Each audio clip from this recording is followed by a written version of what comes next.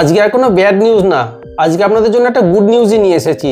আপনারা তো নিশ্চয়ই অনেকেই জেনে গেছেন যে স্যামসাং তাদের যে One UI 7-এর আপডেট রোল আউট স্টার্ট করেছিল সেটা পজ করে দিয়েছিল বিভিন্ন কারণের জন্য, কিন্তু তারা অফিসিয়ালি আবার অ্যানাউন্স করেছে যে তারা এটাকে রোল আউটটা আবার স্টার্ট করছে। আর এই আপডেটটা কোন কোন ডিভাইসে কবে আসবে এবং One UI 7 অ্যান্ড্রয়েড 15-এ এলিজেবল ডিভাইস কোন কোনগুলো সেগুলো একবার অ্যাট এ গ্ল্যান্সে আমরা দেখে নিন। চলুন লিস্টটা দেখিয়ে দিচ্ছি, এবং এই লিস্টটা একদম স্যামসাংয়ের অফিসিয়াল লিস্ট। এইটা জানার জন্য আপনি আপনার মোবাইলের স্যামসাং মেম্বার বলে যে অ্যাপটা আছে এইটাকে ওপেন করুন। এরপর দেখুন এখানে বেনিফিটস, ডায়াগনস্টিক এরকম বলে লেখা আছে।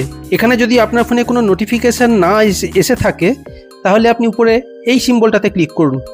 এখানে দেখুন আপনি দেখতে পাবেন One UI 7 upgrade with Android 15 লেখা আছে, এইখানে ক্লিক করুন।